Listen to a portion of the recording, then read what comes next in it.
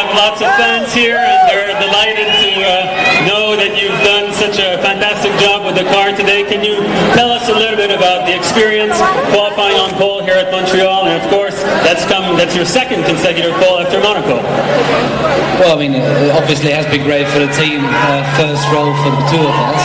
It was a great success, which we didn't expect in the first place, but I think both of us did a great job today, and we are certainly very pleased. I mean, I love this circuit anyway. I mean, we won here 2 years ago, and I hope we'll be able to repeat it tomorrow.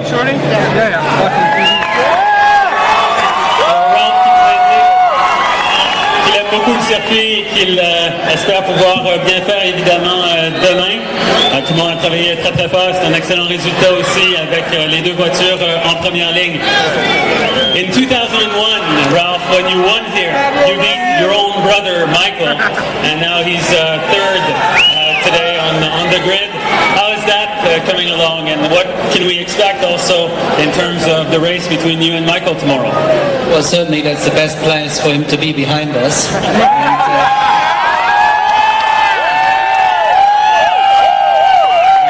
I hope we'll be able to stay where we are. I mean, we have a good tire.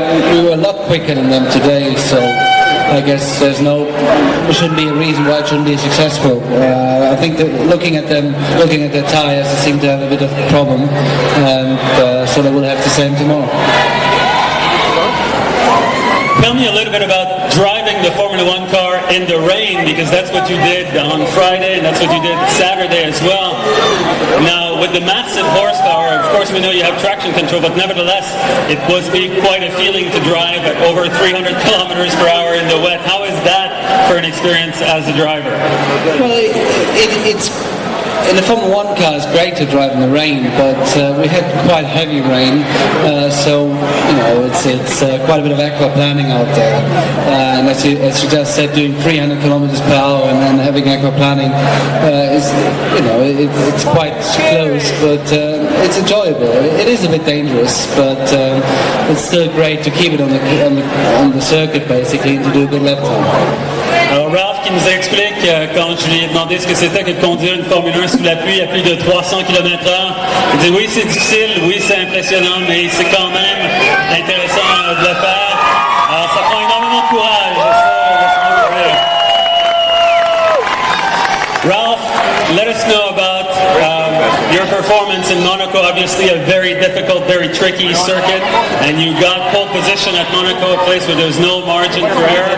How is that as an experience, and how do you look forward to doing it twice in a row? Well, it started to be great with the pole position. Certainly I expected to, my target was to win that race. Well, I couldn't do so. Luckily Juan did it. He did a great job there, so it was good for the team anyway. I think for all the drivers, it's fair to say that Monaco is very special. And as long as you make the race without doing a mistake, without hitting the barrier, I think it's quite a big achievement anyway. Congratulations on that. Now, can you tell us about what we can expect from Ralf Schumacher when the lights go out tomorrow? How is that going to be at the start? Because we know that at the Gilles Villeneuve circuit, there's very tight corners, center corner right after the start. We've seen some cars tangle there.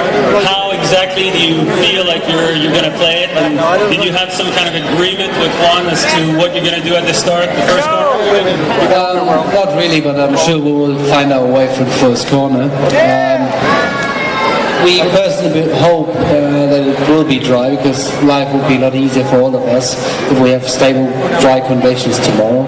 And we have good launch control, so the start itself shouldn't be a problem. Usually the first few cars get through the first corner well. I mean, it is tight, but should not be a problem for us being in the front row. And after that, I hope we have a nice, clean race. Alors Ralf qui expliquait que de la première ligne demain sur le circuit Gilles Villeneuve, il est le gagnant du Grand Prix de Monaco. He will start from the front row tomorrow at circuit Gilles Villeneuve. The Grand Prix of Monaco winner, Juan Pablo Montoya.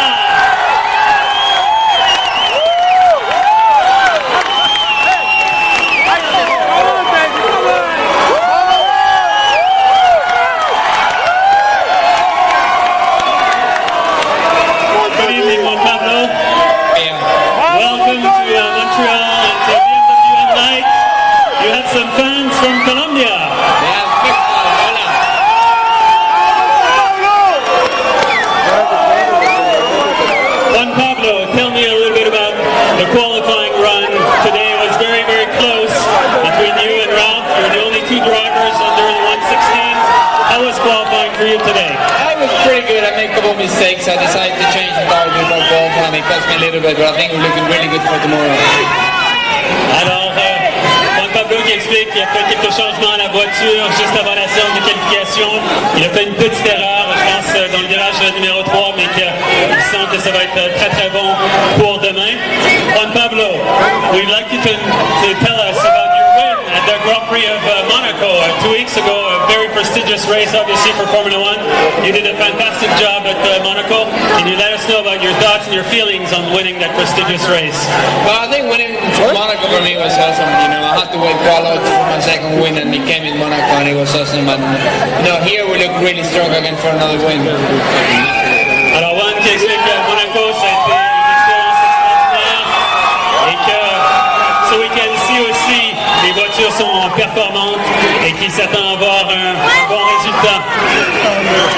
Juan Pablo, in terms of the start tomorrow, we know that at the start at the Circuit de Villeneuve, there's the center corner right after, and that sometimes we've had some situations there at the first corner. And can you let us know about if you've made some kind of game plan with Ralf for the start, or is it going to be just go for it? Just go for it. You know, we're racing, and whoever gets first goes first.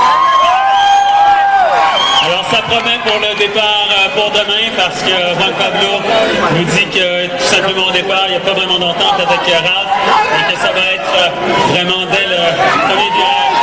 A couple of days ago, Juan Pablo, you went down to Indianapolis on Wednesday and you had an experience driving Jeff Gordon's NASCAR car, and he also drove the Formula One car. Let us know a little bit how that was and how that felt driving that big NASCAR machine. Well, that's a good word. It's a big car. It's a completely different than anything I've driven. It's heavy. It's got a lot of power.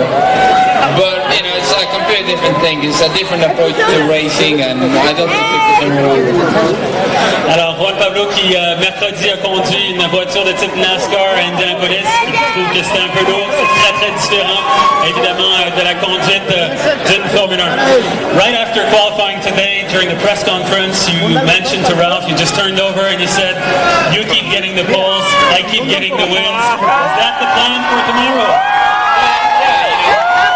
Last year I got 7 poles in a row and I didn't get a win. Rob didn't get a single pole and won a race. So this year, you know, I don't mind, you know, if he gets the poles. The poles for me didn't work last year, so we're gonna try to go for wins. That's a good plan. Juan Pablo, l'an dernier, il avait eu 7 pole positions. Il dit que cette année, les pole positions, c'est pas nécessairement un facteur, mais qu'on va y aller vraiment pour les victoires durant la course.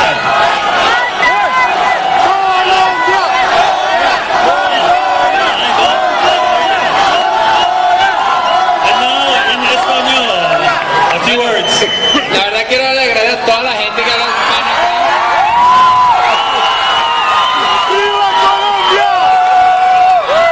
La verdad, muchas gracias por creerme y apoyarme y ojalá mañana les pueda dar un buen show.